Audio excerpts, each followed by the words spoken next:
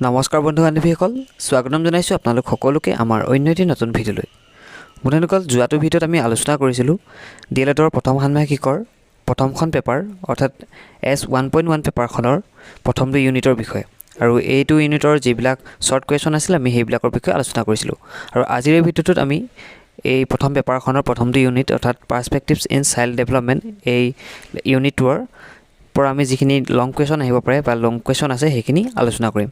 তেন্তে হওক পলম নকৰি ভিডিঅ'টো আৰম্ভ কৰোঁ। আমাৰ আজি প্ৰথমটো লং কুৱেশ্যন হৈছে, প্ৰশ্ন সোধাৰ বয়স বুলি বিকাশৰ কোনটো স্তৰক কোৱা হয়? শিশুৱে কিয় সঘনে প্ৰশ্ন সোধে? আৰু ইয়াৰে উত্তৰটো হৈছে, শৈশৱৰ কালছোৱাক প্ৰশ্ন সোধাৰ বয়স বুলি কোৱা হয়। শিশুৱে চাৰিওফালৰ পৰিৱেশ ভালদৰে চাবলৈ আৰু জানিবলৈ আগ্ৰহান্বিত হৈ উঠে। ফলত এক অস্থিৰ আৰু চঞ্চল মনেৰে সিহঁতে বহুতো যুক্তি অযুক্তিকৰ প্ৰশ্ন সুধি ডাঙৰক ব্যস্ত কৰি তোলে। ডাঙৰেও শিশুৰ সকলো প্ৰশ্নৰ উত্তৰ পাৰ্যমানে দিব লাগে। ইয়াৰ জৰিয়তে শিশুৰ মানসিক তথা বৌদ্ধিক বিকাশ সাধন হয়। নেক্সটটো প্ৰশ্ন হৈছে, শৈশৱকালৰ 5টা বৈশিষ্ট্য লিখা। আৰু ইয়াৰ উত্তৰটো হৈছে, শৈশৱৰ দেহ মানসিক বিকাশৰ বৈশিষ্ট্যবোৰ তলত উল্লেখ কৰা হ'ল। ক. দ্ৰুত দৈহিক বিকাশ। শৈশৱকালত শিশুৰ দ্ৰুত দৈহিক বিকাশ পৰিলক্ষিত হয়। জন্মৰ সময়ত হোৱা ওজন প্ৰথম 5 মাহতেই দুগুণতকৈ বৃদ্ধি হৈ এবছৰৰ ভিতৰতে ই 3 গুণ হৈ উঠে। দেহৰ উচ্চতা বাঢ়ে। জন্মৰ পিছৰে পৰা অংগ সঞ্চালন ক্ষমতা বৃদ্ধি হ'বলৈ ধৰে। খ. পৰিৱৰ্তনশীলতা। শৈশৱকালত শিশু পৰনিৰ্ভৰশীল হয়।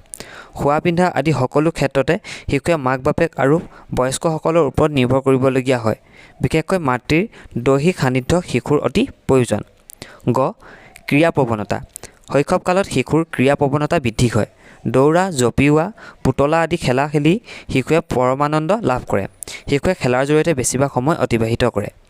ঘ. ভাষাৰ বিকাশ। জন্মৰ প্ৰায় 6 মাহ সময়ৰ পৰা শিশুৰ মুখত কেতবোৰ অস্পষ্ট স্বৰধ্বনি উচ্চাৰিত হয়। পিছলৈ এইবোৰ উচ্চাৰণে শব্দ আৰু ভাষাত পৰিণত হয়। ঙ. কৌতূহল পৰায়ণতা। শৈশৱকালত চাৰিওফালৰ পৰিৱেশ শিশুৱে ভালদৰে চাবলৈ আৰু জানিবলৈ আগ্ৰহান্বিত হৈ উঠে। ফলত এক অস্থিৰ আৰু চঞ্চল মনেৰে সিহঁতে বহুতো যুক্তি অযুক্তিকৰ প্ৰশ্ন সুধি ডাঙৰক ব্যস্ত কৰি তোলে। শৈশৱৰ এই সময়ছোৱাক প্ৰশ্ন সোধাৰ বয়স বোলা হয়। নেক্সট প্ৰশ্ন, শৈশৱকালৰ শিক্ষা ব্যৱস্থা সম্পৰ্কে আলোচনা কৰা। আৰু ইয়াৰে উত্তৰটো হৈছে, শৈশৱকালত শিক্ষা ব্যৱস্থা সম্পৰ্কে তলত চমুকৈ আলোচনা কৰা হ'ল। ক. শিশুৰ সুপ্ত প্ৰতিভা বিকাশৰ প্ৰতি নজৰ দিব লাগে। খ. শিক্ষাৰ ক্ষেত্ৰত সুস্থ আৰু শান্তিৰ পৰিৱেশ গঢ়ি তুলিব লাগে। গ. খেলা ধূলা, নাচ গান আদিত গুৰুত্ব দিব লাগে। কাৰণ খেলা ধূলা, নাচ গানে শিশুক আনন্দ দিয়ে। ইয়াৰ জৰিয়তে শিশুৰ শাৰীৰিক আৰু মানসিক দিশত উৎকৰ্ষ সাধন হয়। ঘ. শিশুক মাতৃভাষাত প্ৰথমে শিক্ষা দিব লাগে। প্ৰথম শিশুৰ শিক্ষা, ভাৱনা, কল্পনা শক্তিৰ বিকাশত গুৰুত্ব দিব লাগে। নেক্সট প্ৰশ্ন, বাল্যকালৰ 5টা বৈশিষ্ট্য লিখা। আৰু ইয়াৰে উত্তৰটো হৈছে, বাল্যকালৰ বৈশিষ্ট্যসমূহ তলত উল্লেখ কৰা হ'ল। ক. বৌদ্ধিক বিকাশ। বাল্যকালত ল'ৰা ছোৱালীৰ বৌদ্ধিক বিকাশ সাধন হয়। মানসিক বিকাশ বৃদ্ধি হোৱাৰ ফলত বৌদ্ধিক দিশত উন্নতি হয়। খ. শিক্ষা গ্ৰহণৰ ক্ষমতা। বাল্যকালক প্ৰাথমিক শিক্ষাৰ বাবে উপযুক্ত সময় বুলি কোৱা হয়। এই সময়ত শিশুৱে লিখা পঢ়া আৰু গণনা কৰিবলৈ সক্ষম হয়। গ. সামাজিক বিকাশ। বাল্যকালত শিশুৰ মনত সামাজিক চেতনাৰ ভাৱ গঢ়ি উঠে। বিদ্যালয়ৰ আন শিশুৰ লগত মিলা মিছা কৰি মনৰ সুখ দুখ প্ৰকাশ কৰিব পৰা হয়। ঘ.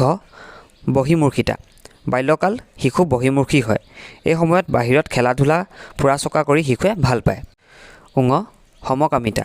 বাল্যকালত ল'ৰাই ল'ৰাৰ প্ৰতি আৰু ছোৱালীয়ে ছোৱালীৰ প্ৰতি আকৰ্ষিত হৈ খেলা ধূলাৰ মাজেৰে বন্ধুত্ব আৰু ভালপোৱা গঢ়ি তোলে। ইয়াকে সমকামিতা বোলে। নেক্সট প্ৰশ্ন, বাল্যকালৰ শিক্ষা ব্যৱস্থা সম্পৰ্কে আলোচনা কৰা।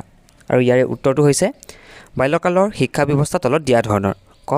বাল্যকালত শিশু বাস্তৱবাদী আৰু বহিমুখী হয়। গতিকে শিক্ষা ব্যৱস্থাত বাস্তৱ অভিজ্ঞতা প্ৰদান কৰিব লাগে। সেয়েহে কামৰ মাজেদি দিয়া শিক্ষাৰ ওপৰত গুৰুত্ব দিব লাগে। ঘ. দলীয় আনুগত্যৰ প্ৰতি লক্ষ্য ৰাখি শিশুক দলগতভাৱে খেলা ধূলা আৰু অন্যান্য কাম কৰিবলৈ সুবিধা দিব লাগে। গ. স্বাস্থ্য ৰক্ষাৰ প্ৰাথমিক জ্ঞান এই স্তৰত দিব লাগে। চাফ চিকুণৰ ওপৰত গুৰুত্ব দিব লাগে। ঘ. ভ্ৰমণসূচী আয়োজন কৰি বহিমুখী শিশুক পাৰিপাৰ্শ্বিক জগতখনৰ বহু বস্তু তথা বিষয় দেখুৱাব লাগে। নেক্সট প্ৰশ্ন, কৈশোৰকালৰ 5টা বৈশিষ্ট্য আলোচনা কৰা। আৰু ইয়াৰ উত্তৰ হৈছে, কৈশোৰকালৰ 5টা বৈশিষ্ট্য তলত দিয়া হ'ল। ক. সামাজিক সচেতনতা। কিশোৰ কিশোৰীসকল সমাজ সচেতন ব্যক্তি। তেওঁলোকে সমাজ উন্নয়নত অংশগ্ৰহণ কৰে। সমাজৰ সমস্যাবোৰ সমাধানত আগভাগ লয়। খ. নৈতিক চেতনাবোধ। কিশোৰ কিশোৰী নৈতিক চেতনাবোধ জন্মে শুদ্ধ অশুদ্ধ সত্য অসত্য পাপ পুণ্য আদি নৈতিক চেতনাই তেওঁলোকৰ ভাৱ অনুভূতি আৰু আচৰণ পৰিচালিত কৰে গ বিপৰীত লিংগকামিতা কিশোৰ কিশোৰীয়ে বিপৰীত লিংগৰ প্ৰতি আকৃষ্ট হয় অৰ্থাৎ ল'ৰাই ছোৱালী আৰু ছোৱালীয়ে ল'ৰাক ভাল পায় ঘ বীৰ পূজা প্ৰৱণতা কিশোৰ কিশোৰীয়ে ভৱিষ্যত জীৱনৰ বাবে নিজৰ ভাল লগা কোনো বীৰ বীৰাংগনা বা নায়ক নায়িকাক জীৱনৰ আদৰ্শ হিচাপে বাছি লয় তেনে মনোগ্ৰাহী ব্যক্তিৰ ভাৱ চিন্তা ক্ৰিয়া আদি অনুকৰণ কৰি নিজৰ জীৱনকো তেনে ৰূপত গঢ়ি দিবলৈ বিচাৰে ঙ দুঃসাহসিকতা কৈশোৰকালত দুঃসাহসিক প্ৰৱণতা জাগি উঠাৰ ফলত অসম্ভৱক সম্ভৱ কৰিবলৈ কিশোৰ কিশোৰী আগ্ৰহী হয় দৈহিক বল শক্তি মানসিক দৃঢ়তা আৰু আত্মবিশ্বাসে তেওঁলোকক কামৰ প্ৰতি প্ৰেৰণা যোগায় নেক্সট প্ৰশ্ন কিশোৰ কিশোৰীৰ বাবে শিক্ষা ব্যৱস্থা সম্পৰ্কে আলোচনা কৰা আৰু ইয়াৰ উত্তৰটো হৈছে কিশোৰ কিশোৰীৰ বৈশিষ্ট্য প্ৰয়োজন আৰু সমস্যাবোৰৰ প্ৰতি লক্ষ্য ৰাখি শিক্ষা ব্যৱস্থা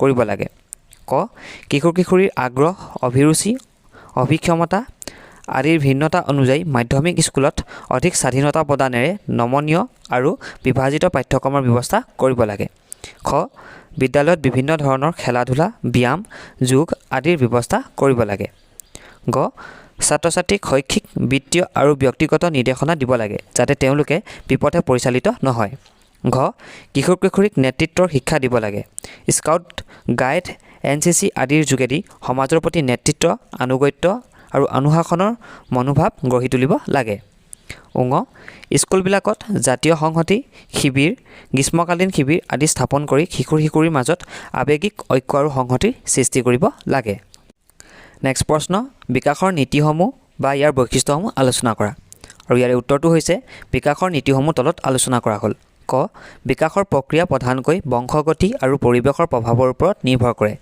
এই দুই প্ৰভাৱৰ সহযোগত শিশুৰ বিকাশ সাধন হয় খ ব্যক্তিৰ শিক্ষা আৰু দৈহিক পৰিণতাৰ ওপৰত বিকাশ বিশেষ নিৰ্ভৰশীল হয় গ বিকাশ নিৰবিচ্ছিন্ন এক দীৰ্ঘম্যাদী প্ৰক্ৰিয়া সেয়েহে স্তৰৰ স্পষ্ট ব্যৱধান নিৰ্ণয় কৰিব নোৱাৰি ঘ বিকাশ নিৰন্তৰ আৰু ক্ৰমাগত যদিও এই বিকাশৰ গতি সকলো সময়তে একেদৰে নাথাকে একোটা সময়ত এই গতি দ্ৰুততৰ আৰু আন একোটা সময়ত ই মন্থৰ হৈ উঠিব পাৰে ঙ বিকাশৰ ক্ষেত্ৰত লিংগ প্ৰভেদৰ কথাও বিবেচিত হয় ল'ৰা ছোৱালীৰ দৈহিক আৰু মানসিক ক্ষেত্ৰত কিছু পাৰ্থক্য দেখা যায় বুলি কোৱা হয় এই ক্ষেত্ৰত ছোৱালী ল'ৰাতকৈ 2 বছৰ আগবাঢ়ি থাকে নেক্সট প্ৰশ্ন মানৱীয় দৃষ্টিভংগীৰ বিষয়ে চমুকৈ আলোচনা কৰা আৰু ইয়াৰ উত্তৰটো হৈছে মানৱীয় দৃষ্টিভংগীৰ কেন্দ্ৰীয় দিশ হৈছে মানুহৰ অনবদ্য গুণসমূহ মানৱীয় দৃষ্টিভংগীৰ সমৰ্থকসকলৰ মতে মানুহৰ এক প্ৰাকৃতিক সামৰ্থ্য আছে যাৰ সহায়ত ব্যক্তিয়ে জীৱনৰ বিষয়ে সিদ্ধান্ত ল'ব পাৰে আৰু নিজৰ আচৰণ নিয়ন্ত্ৰণ কৰিব পাৰে তেওঁলোকৰ মতে প্ৰত্যেক ব্যক্তিৰে উচ্চ পৰ্যায়ৰ পৰিপক্কতা পাবলৈ সামৰ্থ্য আৰু অভিপ্ৰায় থাকে